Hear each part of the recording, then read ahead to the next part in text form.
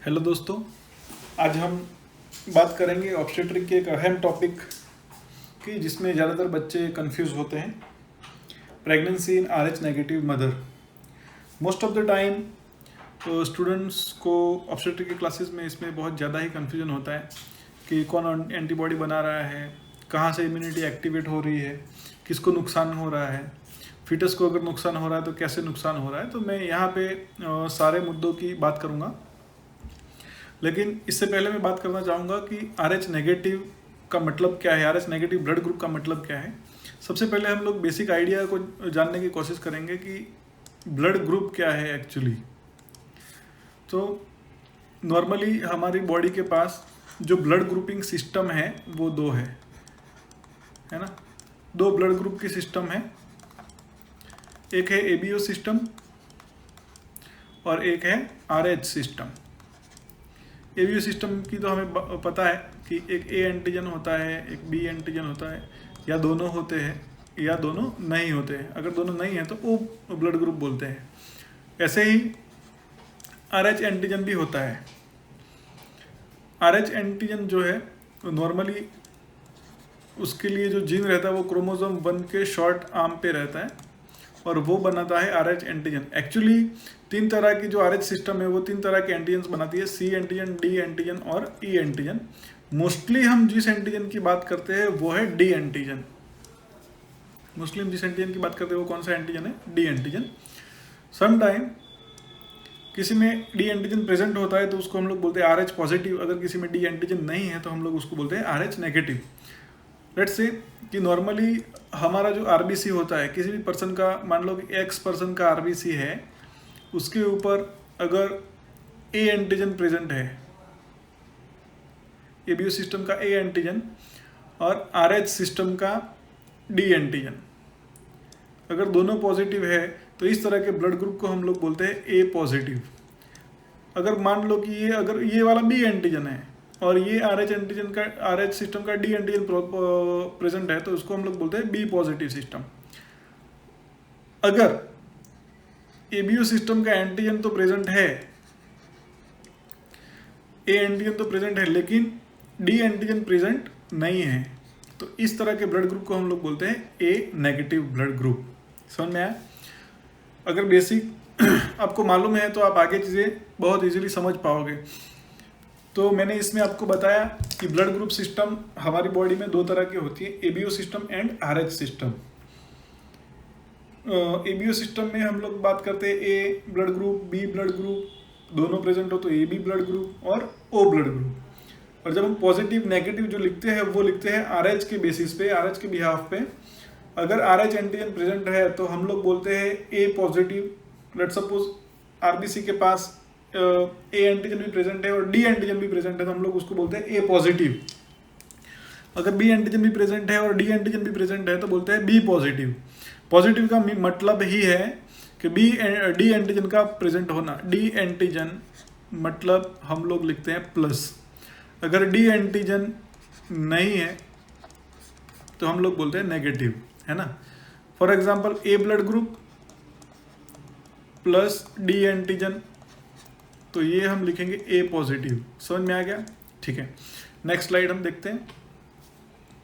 तो इनकम्पेटेबिलिटी क्या है? तो RH इनकम्पेटेबिलिटी एक्चुअली क्या है? ऑब्स्टेट्रिक के बारे में जब हम बात कर रहे हैं, ऑब्स्टेट्रिक का लेक्चर है, तो हमें पता है कि जब भी RH नेगेटिव मदर होती है, RH नेगेटिव मदर अगर प्रेग्नेंट होगी RH पॉजिटिव फीटस से, pregnant with what? RH positive foetus. ये कब पॉसिबल होता है? जब बच्चे का फादर RH पॉजिटिव हो, है ना। जब फादर का ब्लड ग्रुप RH पॉजिटिव हो तो फीटस के चांसेस बढ़ जाते हैं कि वो RH पॉजिटिव हो। नॉर्मली ये जो RH एंटीजन का जो ट्रांसमिशन होता है, RH एंटीजन का जो ट्रांसमिशन होता है वो एक्चुअली जो उसका इनहेरेंट होता है वो RH नेगेटिव जो एंटीजन है वो उसके जो एलील्स जो है वो मोस्टली रिसेसिव रहते हैं, कि वो ज़्यादा एक्सप्रेस नहीं होता है। लेकिन अगर बोथ दी एलील्स, अगर RH नेगेटिव है, नेगेटिव के एलील है, फॉर एग्जांपल मदर के जो mother is RH negative, father जो है वो RH पॉजिटिव है, है ना। तो चांसेस है कि वो होमोजाइगस हो, यानी उसके both the alleles are RH positive, और वो हेट्रोजाइगस भी हो सकता है। ये होमोजाइगस है, ये हेट्रोजाइगस भी हो सकता है। अगर मोस्ट ऑफ द सिचुएशन में ये हो सकता है कि जो भी ऑफस्प्रिंग होगी वो RH पॉजिटिव होगी, लेकिन 25% चांसेस है जब फादर हेट्रोजाइगस होगा। If father is heterozygous there is 25% chances कि बच्चा भी RH नेगेटिव हो, है ना। ठीक है, तो ये ऐसे इनकम्पेटेबिलिटी हो सकती है। मैंने आपको समझाया कि अगर RH नेगेटिव मदर है जो RH पॉजिटिव फिटस से प्रेग्नेंट हो जाती है, तब हमें इनकम्पेटेबिलिटी के इश्यूज आते हैं, है ना। तो अगर इनकम्पेटेबिलिटी हो रही है, तो इनकम्पेटेबिलिटी होके प्रॉब्लम क्या हो रहा है इसमें, कि मान लो कि चलो RH पॉजिटिव फिटस है, RH नेगेटिव मदर है, तो इसमें दिक्कत क्या है। इसमें दिक्कत यह है कि जो मदर की जो बॉडी है, उसकी जो इम्यून सिस्टम है, mother's immune system,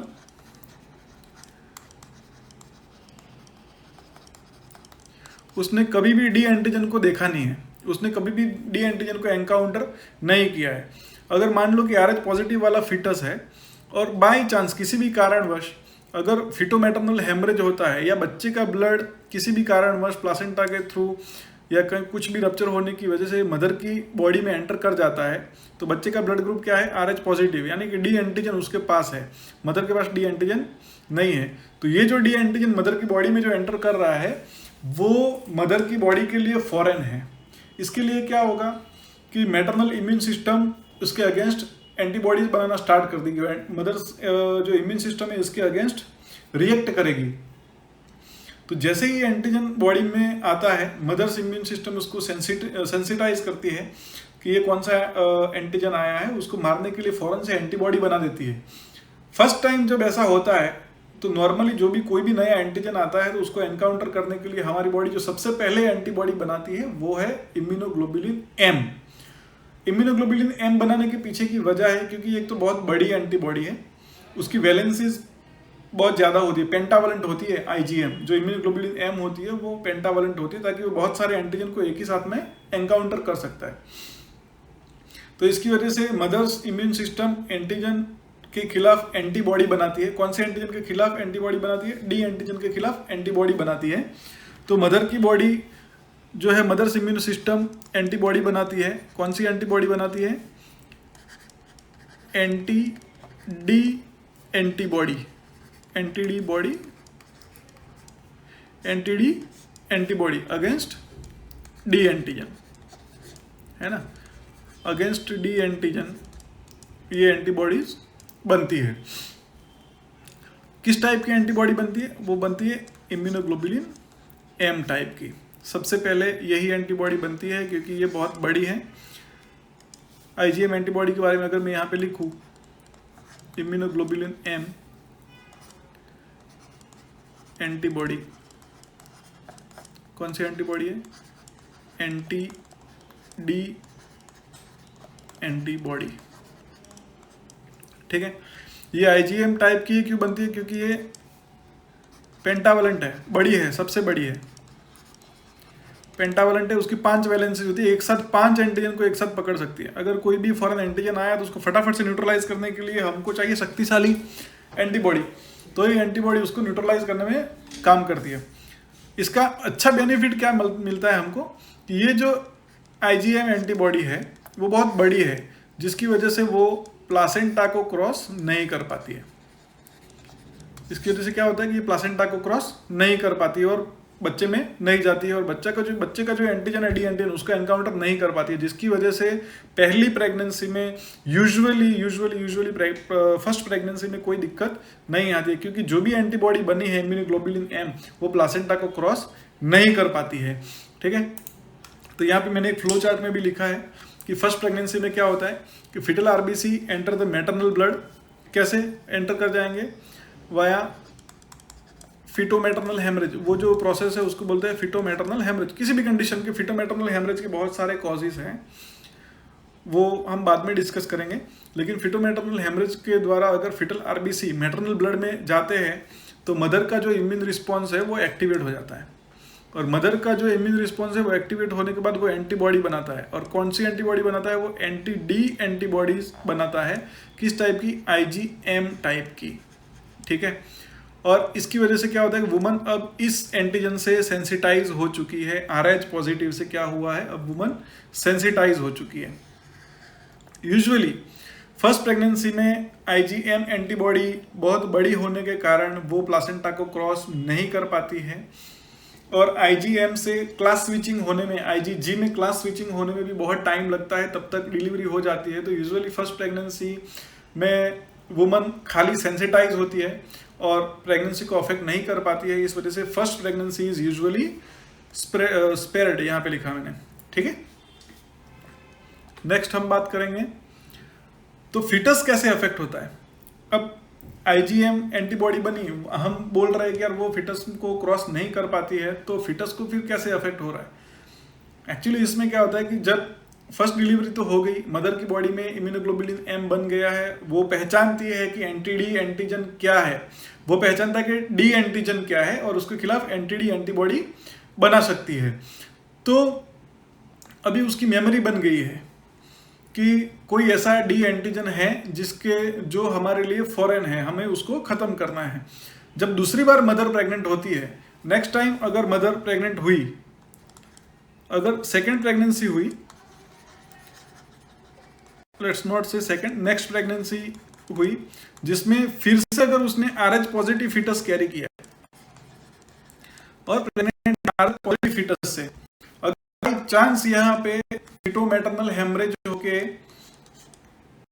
foetal blood maternal circulation में किसी भी कारणवश अगर चला जाता है तो मैटरनल इम्यून रिस्पॉन्स आएगा और इस बार जो एंटीबॉडी आएगी वो IgG टाइप की होगी। ठीक है। IgG टाइप की एंटीबॉडी होगी। ये IgG एंटीबॉडी इजीली प्लासेंटा को क्रॉस कर सकती है। अब ये प्लासेंटा को क्रॉस करके अगर बच्चे में चली गई IgG इम्यूनोग्लोबुलिन G, ये एंटीबॉडी, ये भी कौन सी है? एंटी-D एंटीबॉडी है। Immunoglobulin G is anti D antibody. वो प्लासेंटा को क्रॉस करके अगर बच्चे में एंट्री कर गई तो सबसे पहले वो किसको टारगेट करेगी? D एंटीजन कहाँ पे होता है? D antigen present on RBC। तो वो RBC को तोड़ने लगेगी और जब RBC टूटेंगे तो क्या बनेगा? हिमोलिसिस। तो वो प्रोसेस को हम लोग क्या बोलते हैं? हिमोलिसिस। और बच्चे में क्या डेवलप हो जाएगा? एनीमिया। और एनीमिया के कंसिक्वेंसेस स्टार्ट हो जाएंगे। ठीक है। तो मैंने इसको भी ऐसे लिखा है,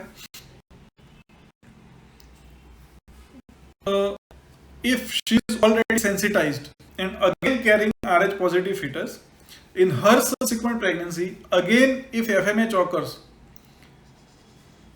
then greater immune response will come and anti-D antibody will be of IgG type। IgG type की एंटीबॉडी होगी और वो फिटल RBC को तोड़ देगी। ठीक है। नेक्स्ट, अगर हिमोलिसिस हो रहा है, तो क्या हो रहा है इसमें, है ना, कि एंटीबॉडी अंदर चली गई, उसने फिटल RBC को तोड़ना चाहा, ये सब चीजें हो रही है। तो फिर क्या हो रहा है, वो जो RBC टूट रहे हैं और ये जो चीजें हो रही है, मैं बोल रहा हूँ हिमोलिसिस हो रहा है, तो उसको हम लोग बोलते हैं hemolytic disease of fetus and newborn. अब हम सबको पता है कि जैसे ही RBC टूटता है, RBC अगर टूटेगा तो क्या बनेगा? बिलीरुबिन। और RBC टूटने की वजह से क्या हो जाएगा? बॉडी में RBC कम हो जाएंगे। सबसे पहली बात तो बॉडी में RBC कम हो जाता है, फिर उसकी डिग्रेडेशन प्रोडक्ट्स बनती है। अगर RBC बॉडी में कम हो गए तो उसको हम लोग बोलते हैं एनीमिया। बॉडी में एक तो एनीमिया स्टार्ट हो गया, उसकी वजह से क्या हो गया? बिलीरुबिन बढ़ने लग गया, है ना, बिलीरुबिन भी बढ़ेगा। बिलीरुबिन अगर हद से ज्यादा बढ़ रहा है, अगर बॉडी में बिलीरुबिन बढ़ने लगता है तो उसको हम लोग क्या बोलते हैं? अपनी लैंग्वेज में, मेडिकल लैंग्वेज में जॉन्डिस बोलते हैं, है ना। अगर बिलीरुबिन मान लो कि मोर देन 20 mg/dl बढ़ रहा है बच्चे में, जो भी फिटस में, जो भी बाहर ही नहीं आया, जिसने बाहर की दुनिया देखी नहीं, उसके अंदर अगर ये हो रहा है, मोर देन 20 mg/dl बढ़ रहा है, तो ये उसके दिमाग में जाएगा ये बिलीरुबिन, और एक प्रॉब्लम कॉज करेगा जिसको हम लोग बोलते हैं कर्निकटस, है ना। अब इतने ज्यादा RBC टूट रहे हैं तो बॉडी कंपनसेट करने की कोशिश करेगी कि नए जल्दी से जल्दी आरबीसीज बनना हो, ताकि बच्चे में हाइपोक्सिया डेवलप ना हो। तो इसके लिए बॉडी क्या है कि नए नए नए आरबीसी बना के फेंकने लगती है बाहर। वो देखती नहीं है कि कौन सा मैच्योर हुआ, नहीं मैच्योर हुआ, मैच्योर है, मैच्योर है, कुछ देखती नहीं है। वो इरिथ्रोसाइट डेवलपमेंट का आपको चार्ट पता है ना, उसमें इरिथ्रोब्लास्ट बनते हैं। इरिथ्रोब्लास्ट को भी सर्कुलेशन में डालती है। तो जब हम ये बच्चे का ब्लड एग्जाम करते हैं और अगर उसमें हमको इरिथ्रोब्लास्ट देखने मिले तो हम लोग बोलते हैं कि इसको इरिथ्रोब्लास्टोसिस फेटालिस है ना, कि इरिथ्रोब्लास्ट भी सर्कुलेशन में आने लगे हैं। अब पूरी बॉडी एनीमिया की वजह से जूझ रही है, बच्चे का पूरे ऑर्गन्स डैमेज हो रहे हैं, एंटीबॉडी पूरे आरबीसीज खत्म कर रही है।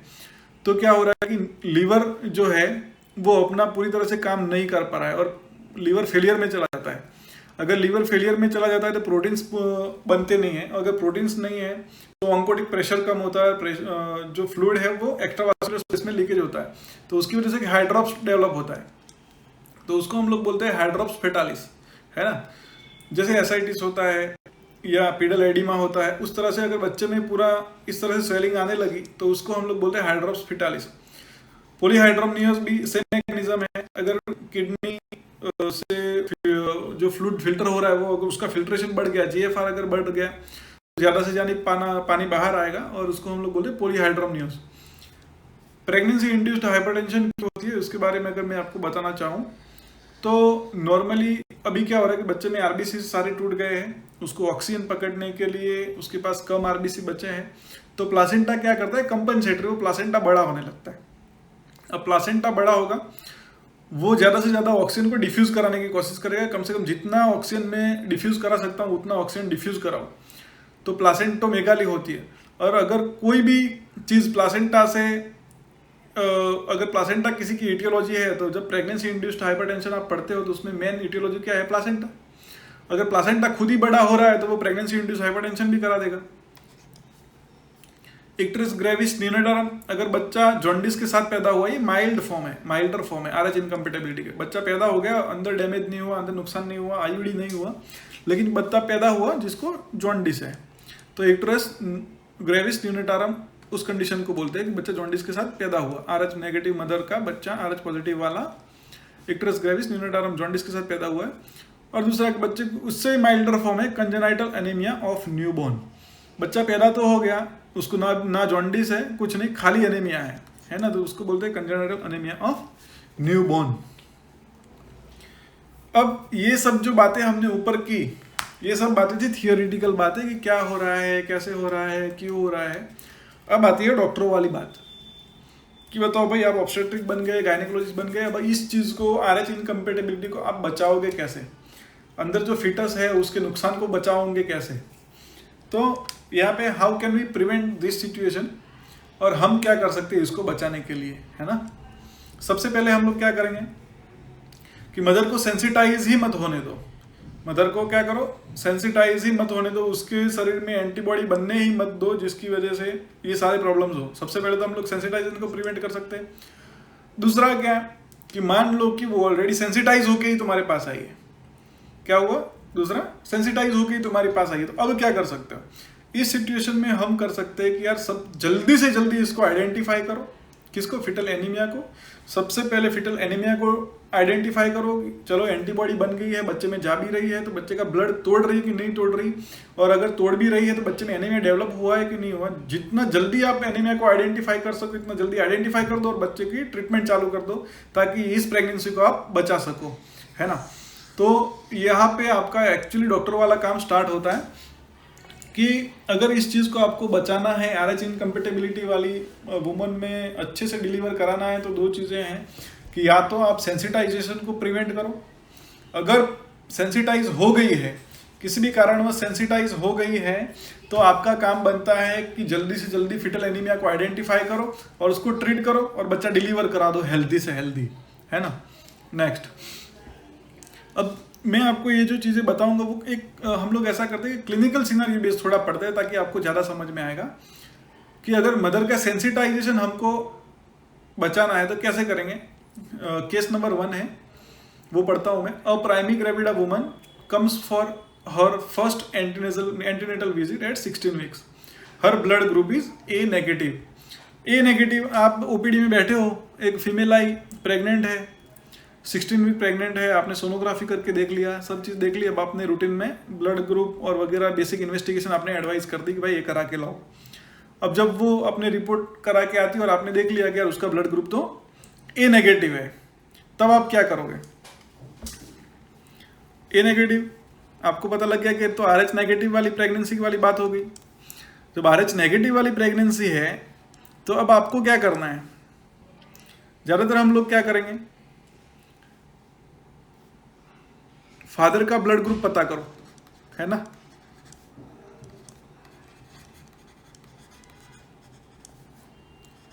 फादर का ब्लड ग्रुप पता करो, मान लो कि वो ए पॉजिटिव है, तो समझ में आ गया, लग गए हमारे, तो ये ए पॉजिटिव है, ये ए नेगेटिव है, RH इनकम्पेटेबिलिटी स्टार्ट हो जाएगी। लेकिन ज़्यादातर केसेस में हम लोग ये नहीं करते क्योंकि ये कॉन्फिडेंशियल मैटर है, बच्चा किसी का भी हो सकता है, जो एक्चुअल फादर है वो नहीं हो सकता, इसलिए हम ये नहीं कराते हैं। इसकी जगह पे हम लोग चेक करते हैं, इनडायरेक्ट कुम्स टेस्ट करते हैं, ICT बोलता हूँ, अब से मैं इसको ICT बोलूँगा, इनडायरेक्ट कुम्स टेस्ट।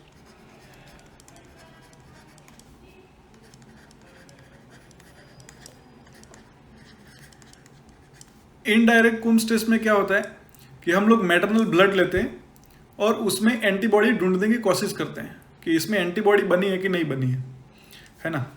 तो अगर मान लो कि हमने ICT कराया और ICT भी नेगेटिव आ गया, अच्छी बात हो गई कि चलो अभी मदर में कोई एंटीबॉडी नहीं बनी है। एंटीबॉडी कौन सी ढूंढ रहे हैं? एंटी-D एंटीबॉडी। एंटी-D एंटीबॉडी कौन से टाइप की? IgG टाइप की, है ना। वो एंटीबॉडी हम लोग कुम्स टेस्ट से पता करने की कोशिश कर रहे हैं, और हमने ये कुम्स टेस्ट करवाया और कुम्स टेस्ट नेगेटिव आ गया, तो हमारे लिए तो अच्छी बात होगी, चलो अच्छी बात है कि कुम्स टेस्ट नेगेटिव आ गया। अब तुम्हारा कुम्स टेस्ट भी नेगेटिव आ गया, तो अब तुम्हें क्या करना है? आइडियली हम लोग क्या करते हैं कि मंथली ICT ट्राई करते हैं कि मंथली यार ICT चेक करते रहो, ICT पॉजिटिव है कि नहीं, ICT पॉजिटिव है कि नहीं, ICT पॉजिटिव है कि नहीं। लेकिन कभी कभी क्या होता है कि ये फैसिलिटीज जल्दी नहीं मिल पाती है, तो हम लोग बोलते हैं कि 28 वीक्स पे आ जाओ, 28 वीक्स की प्रेगनेंसी हो जाए, जब 28 वीक्स हो जाए तब हमारे पास आओ, तब हम लोग चेक करते हैं ICT। और इस बार भी अगर ICT नेगेटिव आ गया, काफ़ी अच्छी बात है, चलो ICT नेगेटिव है, तो क्या करेंगे? 28 वीक्स में भी जब मदर आई और ICT आपने किया और ICT नेगेटिव आया, तब क्या करेंगे? हम लोग इस टाइम पे इसको एंटी-D इंजेक्शन लगा देंगे। कौन सा इंजेक्शन? एंटी-D इंजेक्शन, ठीक है, इसको एंटी-D इंजेक्शन लगा देते हैं, ताकि क्या होता है कि लेट सपोज 28 वीक के बाद, मोस्टली जो फिटोमेटर्नल हेमरेज के जो मैक्सिमम चांसेस है वो 28 वीक के बाद सबसे ज़्यादा होते हैं। अगर उस टाइम पे FMH हो रहा है और जो भी थोड़ा सा भी ब्लड अगर मैटरनल सर्कुलेशन में जा रहा है, तो ये जो हमने एंटी-D एंटीबॉडीज दी है वो उसको न्यूट्रलाइज कर देगी और मदर सेंसिटाइज नहीं होगी, जिसकी वजह से अगर ये एंटीबॉडीज उस RBC को खत्म कर रही है, एंटी-D जो इंजेक्शन है 28 वीक्स पे ही क्यों हम लोग एंटी-D इंजेक्शन लगाते हैं? क्योंकि 28 वीक्स के बाद ही सबसे ज़्यादा मैक्सिमम चांसेस है कि फिटोमेटर्नल हेमरेज होगा। इस टाइम पे अगर थोड़ा सा भी ब्लड अगर लीक करके मदर के सर्कुलेशन में जा रहा है, मैटरनल सर्कुलेशन में एंट्री कर रहा है, तो उस टाइम पे अगर हमने एंटी-D इंजेक्शन दिया हुआ है, तो जैसे ही वो D एंटीजन आता है, ये हमारा एंटी-D इंजेक्शन उसको कवर कर देता है, और इसकी वजह से मदर्स इम्यूनो सिस्टम जो है वो सेंसिटाइज नहीं होती है, जिसकी वजह से मदर डिसेंसिटाइज रहती है, मदर सेंसिटाइज नहीं होती है।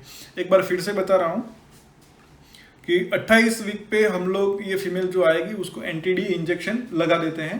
एंटी-D इंजेक्शन लगाने का बेनिफिट क्या है कि इसके बाद अगर कोई भी फिटोमेटर्नल हेमरेज हो रहा है, तो जब भी कोई थोड़ा सा भी ब्लड मैटरनल सर्कुलेशन में एंट्री कर रहा है, फिटल ब्लड एंट्री कर रहा है, तो ये एंटी-D इंजेक्शन उसकी केयर कर लेता है, उसको पकड़ लेता है और उसको न्यूट्रलाइज कर देता है, जिसकी वजह से क्या होगा, हमको बेनिफिट ये मिलेगा कि मदर की सिस्टम जो है वो एक्टिवेट नहीं होगी और मदर डिसेंसिटाइज्ड रहेगी।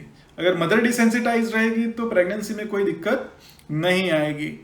मैं एक बार फिर से ये सारी चीज़ें आपको ये केस फिर से समझाता हूँ कि अगर प्राइमरी ग्रेविडा वुमन 16 वीक पे तुम्हारे पास आ रही है और आपने रूटीन एग्जामिनेशन करवाया जिसमें उसका ब्लड ग्रुप RH नेगेटिव निकल कर आया है, तो इस सिचुएशन में हम क्या करेंगे?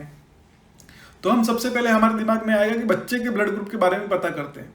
अब बच्चे के ब्लड ग्रुप को पता करने के लिए हम लोग क्या करेंगे? फादर का ब्लड ग्रुप कराएंगे। लेकिन आइडियल सिचुएशन में फादर का ब्लड ग्रुप हम लोग नहीं कराते हैं क्योंकि पैटर्निटी को हम लोग कॉन्फिडेंशियल रखते हैं किसी भी कारण से। तो इस सिचुएशन में हम लोग करते हैं ICT, जिसको हम लोग बोलते हैं इनडायरेक्ट कूम्स टेस्ट, जिसमें हम लोग NTD एंटीबॉडी को ढूंढने की कोशिश करते हैं। ICT का मतलब है इनडायरेक्ट कूम्स टेस्ट, जिसमें हम लोग एंटीबॉडी ढूंढने की कोशिश करते हैं। कौन सी एंटीबॉडी?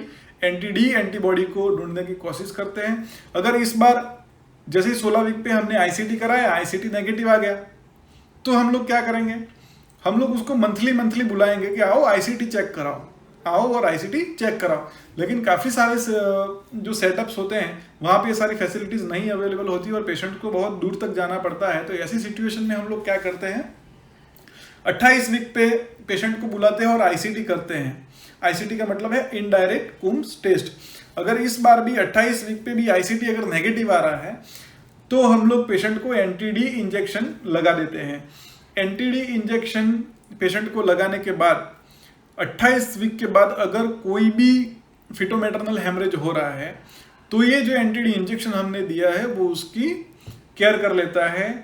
जो भी एंटीजन अंदर जा रहा है फिटल ब्लड का, उसको वो न्यूट्रलाइज कर देता है, जिसकी वजह से मदर सेंसिटाइज नहीं होती है। अगर मदर सेंसिटाइज नहीं होगी, मदर डिसेंसिटाइज्ड रहेगी, तो मदर का इम्यून रिस्पॉन्स फिटस के लिए नहीं आएगा। और इनकम्पेटेबिलिटी में जो हमने देखा, इरिथ्रोब्लास्टोसिस फिटालिस, कर्निक्टरस, पॉलीहाइड्रोमनियोस, है ना, ये कुछ बच्चे में नहीं होगा और बच्चा हेल्दीली डिलीवर हो जाएगा। ठीक है,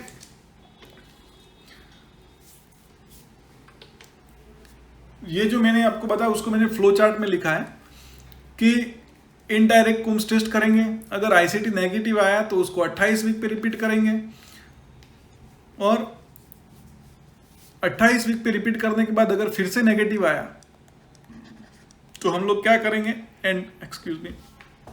injection NTD 300 microgram IM 28 week पे उसको लगा देंगे। समझ में आया? उसको NTD इंजेक्शन लगाएंगे 28 वीक पे।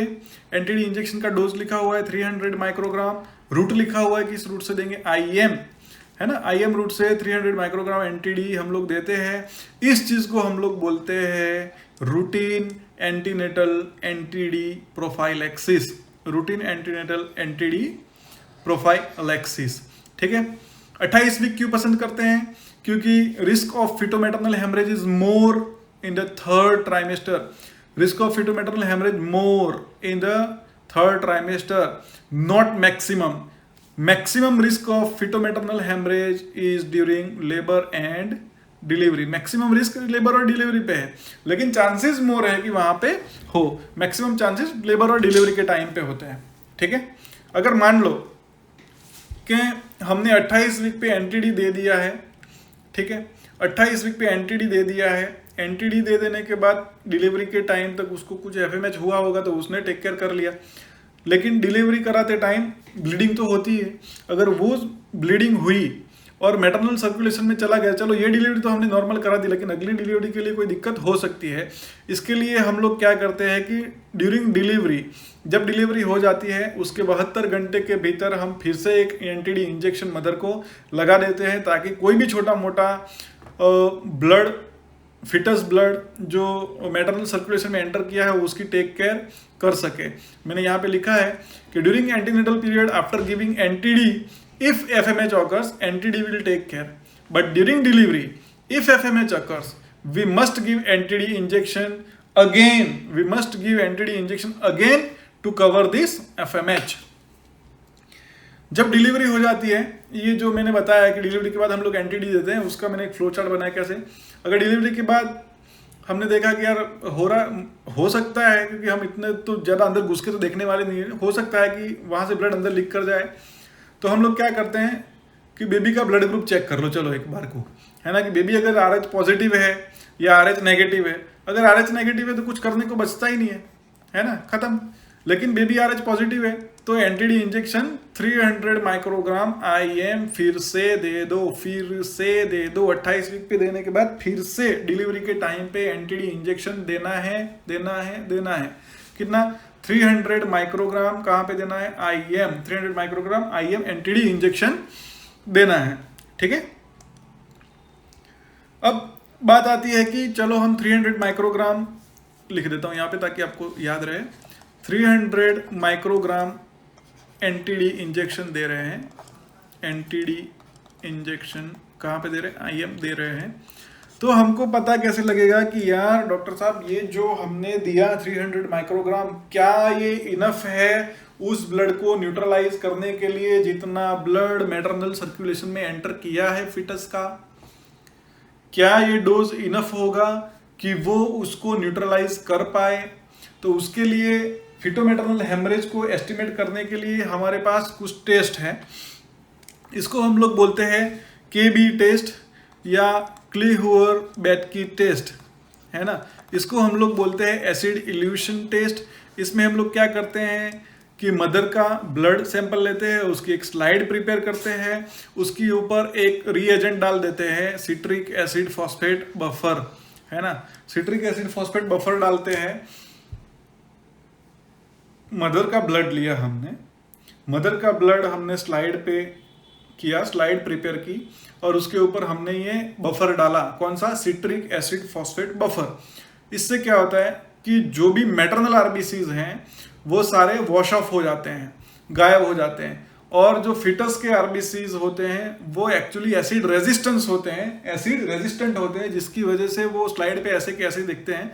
तो मैंने आपके लिए यहाँ पे दिखाई ये स्लाइड, देखो कि जैसे ही हमने इसके ऊपर बफर डाला, सिट्रिक एसिड फॉस्फेट बफर हमने यहाँ पे डाला, तो मैटरनल जो RBCs हैं वो सारे वॉश ऑफ हो गए और फिटल RBCs बचे हैं।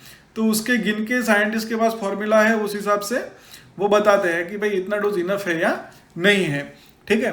ये आपके एग्जाम के लिए है कि फिटोमेटरनल हेमरेज को एस्टिमेट करने के लिए हम क्या यूज करते हैं, उसके लिए ये है KB टेस्ट हम लोग करते हैं, ठीक है। अब ये एक मैंने चार्ट लिखा है सेंसिटाइजिंग इवेंट्स कि मदर कब कब सेंसिटाइज हो सकती है ना। यार सेंसिटाइजिंग इवेंट मतलब FMH, फिटोमेटरनल हेमरेज कब हो सकता है? एबॉर्शन के टाइम पे हो सकता है, अगर एबॉर्शन को इंड्यूस किया है तब भी हो सकता है, एक्टोपिक प्रेगनेंसी के टाइम पे हो सकता है, फिटल डेथ होगी तब भी ये FMH होगा और मदर सेंसिटाइज हो जाएगी, है ना। फिर मान लो कि हमको कोई डायग्नोस्टिक टेक्निक के लिए हम लोग कोरियनिक विलस सैंपल करते हैं, CVS कर रहे हैं, या एमनियोसिंथेसिस कर रहे हैं, या फिटल का ब्लड ही सैंपल कर रहे हैं, या मोलर प्रेगनेंसी को इवैक्यूएट कर रहे हैं, तब भी ये सारी चीज़ें हो सकती है। मान लो कि प्रेग्नेंट है और एब्डोमिनल ट्रॉमा हो गया, एंटीपार्टम हेमरेज हो गया, या एक मैन्यूवर होता है, पता है ना, एक्सटर्नल सिफेलिक वर्जन, अगर बच्चा ब्रीच पोजीशन में है और उसको हम लोग ऐसे घुमा के सीधा करते हैं, उस टाइम पे भी हो सकता है। अगर रिटेन प्लासेंटा हो गया, डिलीवरी हुई और प्लासेंटा अंदर रह गया, तो मैन्युअली हम लोग प्लासेंटा को रिमूव करते हैं, तो उस टाइम पे भी ये चीज़ें हो सकता है कि ये ब्लीडिंग हुआ और मदर के अंदर बच्चे का ब्लड चला गया और मदर सेंसिटाइज हो गई।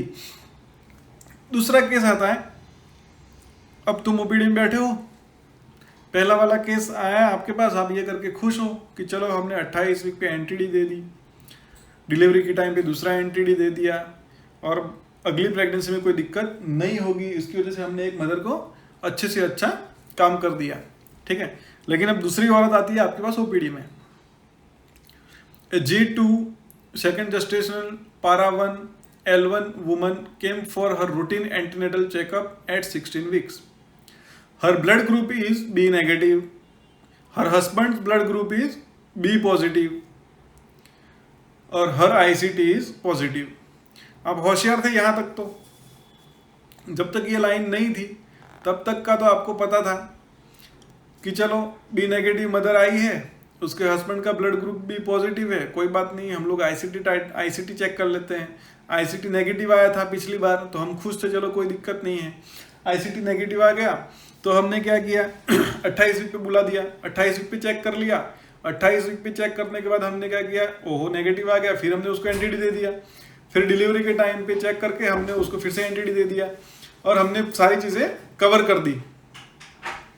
जब अब दूसरी इंपॉर्टेंट चीज़ आ गई डॉक्टर साहब के पास कि अब उसको फिर से दिमाग लगाना पड़ेगा। डॉक्टर साहब मस्ती से सीख गए थे, अब फिर से उनको दिमाग लगाना पड़ेगा यहाँ पर कि दूसरी जो पेशेंट आई है वो RH नेगेटिव तो है ही, और तुमने भेज दिया कि चलो ICT करा लो, और ICT पॉजिटिव आ गया। अब ICT पॉजिटिव आ गया तो अब क्या करोगे यार, इसमें तो ऑलरेडी एंटीबॉडी बन गई डॉक्टर साहब। ICT पॉजिटिव का मतलब तो यही है ना कि एंटीबॉडीज आर प्रेजेंट। कौन सी एंटीबॉडी?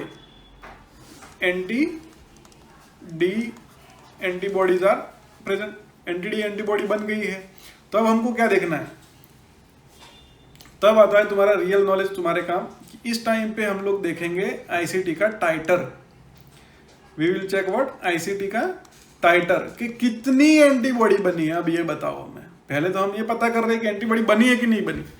अब बन गई है तो हम पता करने की कोशिश कर रहे हैं कि कितनी बनी है। अगर एंटीबॉडीज लेस देन 1:16 है तब तो कोई दिक्कत नहीं है ना, कि चलो कोई बात नहीं, उसको वीकली मॉनिटर करो, हर वीक बुलाओ और उसको मॉनिटर करो। जब तक एंटीबॉडी का टाइटर, ICT का टाइटर लेस देन 1:16 रह रहा है तब तक उसको मॉनिटर करो, है ना। कब तक मॉनिटर करना है? जब तक नॉर्मल डिलीवरी ना हो जाए। और दूसरी बात यह है कि मान लो कि तुमने किया और ये आ गया मोर देन 1:16। अब ये मोर देन 1:16 आ गया, इसका मतलब क्या है कि ये एक्चुअली 1:16 क्या है कि क्रिटिकल लेवल है। इसके ऊपर जब एंटीबॉडी जाती है तो बहुत ज्यादा नुकसान होने की संभावना होती है, बहुत ज्यादा नुकसान होता है। तो अब मोर देन 160 है, मोर देन 116 है, तो आपको पता लग गया कि यार ये क्रिटिकल लेवल है, बच्चे में हिमोलिसिस हो रही होगी, बच्चे का ब्लड तोड़ देंगी। तो क्या करेंगे हम लोग? तो अब हमको क्या करना है, एंटीबॉडी बढ़ गई है, क्रिटिकल टाइटर को क्रॉस कर चुकी है, मोर देन 116 हो गया है। तो अब हम क्या देखें, तो हमको पता है कि बच्चे में एनीमिया कर रही होगी। तो इस टाइम पे हम लोग क्या करते हैं कि जब USG करते हैं उसमें हम लोग देखते हैं मिडल सेरेब्रल आर्टरी का डॉपलर करते हैं। क्या करते हैं? मिडल सेरेब्रल आर्टरी का डॉपलर करके हम उसकी पीक सिस्टोलिक वेलोसिटी चेक करते हैं। क्या चेक करते हैं? Peak systolic velocity.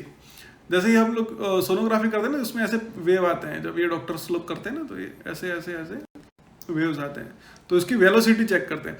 अगर वेलोसिटी उसकी बढ़ गई है, अगर किससे बढ़ गई है, फिर से बात कर रहा हूं, जब क्रिटिकल लेवल एंटीबॉडीज कर जाती है, ICT टाइटर अगर मोर देन 116 हुआ, इसका मतलब क्रिटिकल लेवल को क्रॉस कर चुकी है, इसका मतलब एंटीबॉडीज काफी मात्रा में है और ये काफी अंदर नुकसान कर रही है। अगर ये एंटीबॉडी एंटी-डी एंटीबॉडी बन गई है तो ये क्या करने वाली है, ये एनीमिया करने वाली है। ये एनीमिया, अंदर एनीमिया हो रहा है, उसको हम कैसे पता करेंगे? या आप अंदर बच्चे के अंदर वो सुई डाल के ब्लड लेके ब्लड को एनालाइज करके उसका हीमोग्लोबिन वगैरह तो चेक करने वाले नहीं हो। नॉन इन्वेजिव मेथड क्या है कि हम लोग उसका मिडल सेरेब्रल आर्टरी का डॉपलर करें, उसका पीक सिस्टोलिक वेलोसिटी को चेक करते हैं। क्यों करते हैं मैं आपको बताता हूँ कि मिडल सेरेब्रल आर्टरी का डॉपलर करते हैं, उसकी पीक सिस्टोलिक वेलोसिटी हम लोग चेक करते हैं। अगर peak systolic velocity more than 1.5 median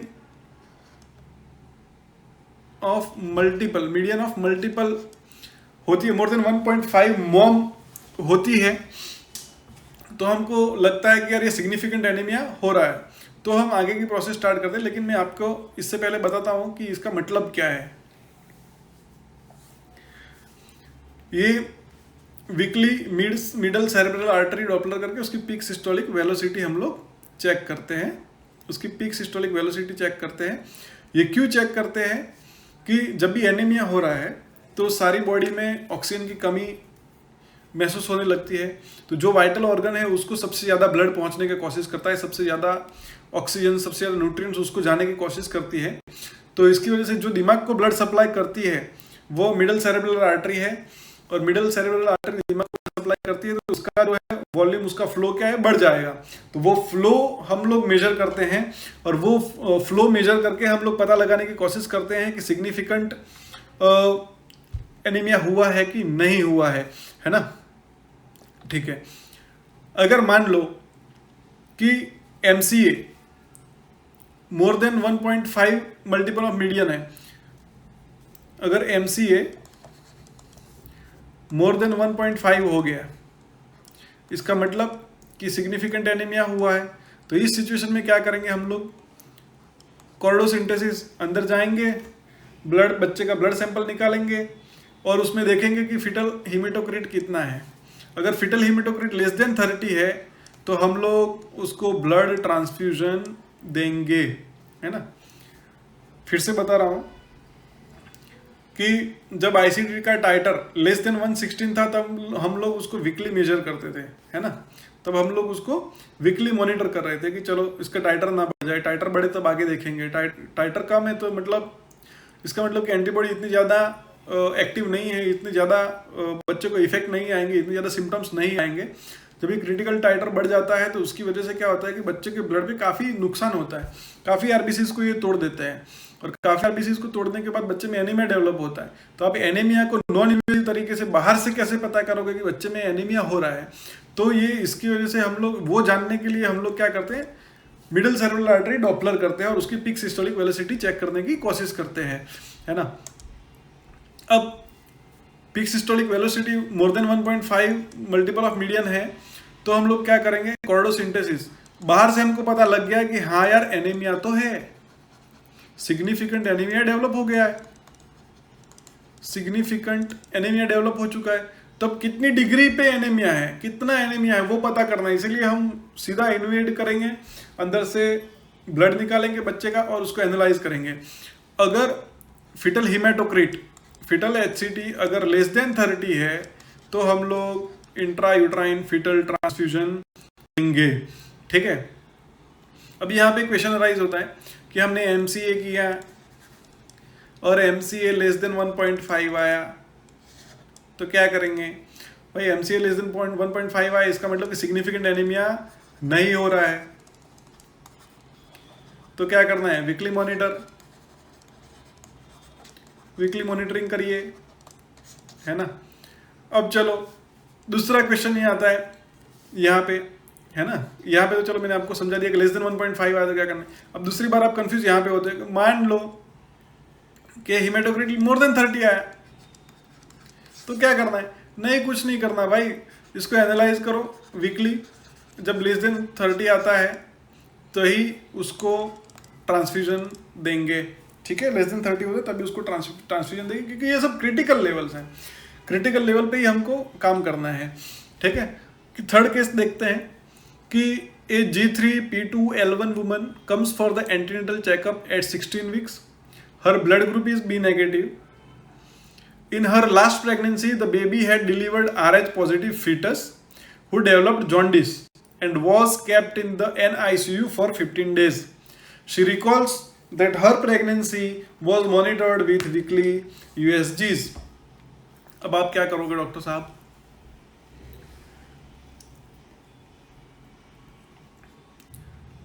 कैसे। चलो यहां तक तो तुमको पता था, B नेगेटिव है, क्या करेंगे, ICT करा लो। ICT पॉजिटिव आता है तो भी तुमको पता है, ICT नेगेटिव आता है तो भी तुमको पता है। अब ये बता रही है ICT पॉजिटिव आया तो तुम क्या करते थे यार, टाइटर करा लो। टाइटर कराने के बाद तुम बोलते थे यार टाइटर पॉजिटिव आ गया, तो टाइटर कराने के बाद तुम बोलते थे कि यार 1:16 से बड़ा है कि नहीं बड़ा। अगर 1:16 से नहीं बड़ा तो ये करना है, 1:16 से बड़ा है तो ये करना है, ठीक है। तो अब यहाँ पे क्या है कि in her last pregnancy the baby had delivered Rh positive fetus who developed jaundice and kept in NICU for 15 days. हमने यहाँ पे एक चीज पढ़ी थी, देखो देखो देखो देखो देखो,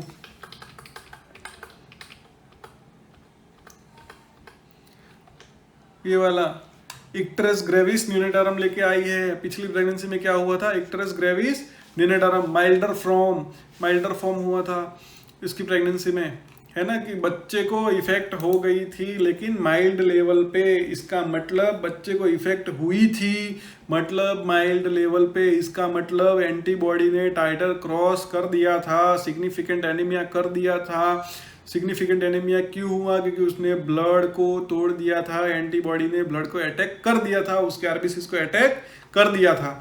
तो इस प्रेगनेंसी में हमको ये सब चीज़ें नहीं करनी है कि आओ भाई हम तुम्हारा टाइटर कराएंगे, हम तुम्हारा सबसे पहले हम तुम्हारा आईसीटी चेक करेंगे।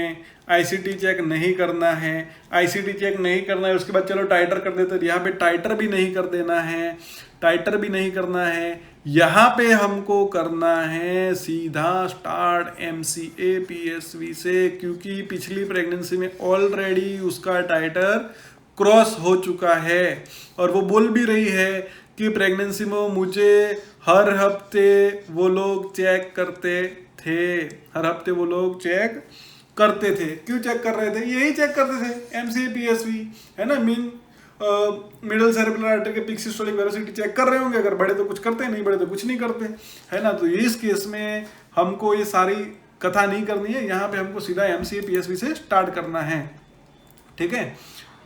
ओके, नेक्स्ट ये खाली आपके एजुकेशन के लिए क्वेश्चन है। A primigravida comes for her first ANC visit at 16 weeks. Her blood group is B negative. Husband's blood group is O positive. Her ICT is negative. देखो देखो देखो, positive आ गया, तब तुम्हारे दिमाग में आ गया चलो आईसीटी कराओ, आईसीटी कराओ, आईसीटी कराओ। आईसीटी नेगेटिव आ गया तो क्या करोगे डॉक्टर साहब, क्या करोगे? क्या डॉक्टर साहब आप वीकली टाइटर कराओगे? क्या डॉक्टर साहब आप जीनोटाइपिंग, फादर का जीनोटाइपिंग कराओगे, या एंटीडी इंजेक्शन दे दोगे, या एंटीडी इंजेक्शन आफ्टर डिलीवरी दोगे? क्या करोगे? मोस्ट अप्रोप्रिएट मैनेजमेंट क्या है कि आपने आईसीटी कराई, आईसीटी नेगेटिव आ गया। आईसीटी नेगेटिव आने के बाद हम लोग क्या करते थे, मंथली उसको बुलाते थे, चेक करते थे। लेकिन अगर मंथली नहीं आ सकती तो 28 वीक पे बुलाते थे। 28 पे भी अगर आईसीटी नेगेटिव आता है, 28 पे भी अगर आरएच नेगेटिव आता है, आईसीटी नेगेटिव आता है, सॉरी, अगर 28 पे भी आईसीटी नेगेटिव आता है तो एंटी डी इंजेक्शन हम लोग लगाते थे। This is the most appropriate management in this case. Weekly ICT titre कब करना है डॉक्टर साहब? जब उसका आईसीटी पॉजिटिव आए, है ना। जब इसका आईसीटी अगर पॉजिटिव आया तब करना है, ठीक है। जीनोटाइपिंग करने का कोई मतलब नहीं है। एंटीडी इंजेक्शन हम दे रहे हैं, ये सही आंसर है। एंटीडी इंजेक्शन आफ्टर डिलीवरी हाँ दे सकते हैं, लेकिन सबसे पहले इसको लेना है ना, ठीक है। अगर अभी तो बच्चा आता है 12 अगस्त तब डिलीवरी की बात देखी जाएगी। Next, all are true statement about postpartum anti D prophylaxis. Anti D prophylaxis देना है। 28 वीक पे आईसीटी नेगेटिव आया, हमने एंटीडी इंजेक्शन लगा दिया, अब डिलीवरी हो गई। डिलीवरी होने के बाद हमने बच्चे का आरएच देखा, आरएच पॉजिटिव आ गया। अब हमको एंटीडी इंजेक्शन लगाना है। तो ये एंटीडी इंजेक्शन हम लगा रहे हैं, उसके बारे में सारी बातें सच है, एक बात गलत है। कौन सी बातें सही है, कौन सी बातें गलत है, कोई एक बात हमको गलत ढूंढ के निकालनी है ना। ऑल आर ट्रू एक्सेप्ट एक गलत है, ठीक है। चलो, KB test is done for estimation of FMH. करते हैं केबी टेस्ट एफएमएच को एस्टिमेट करने के लिए? Yes, absolutely right.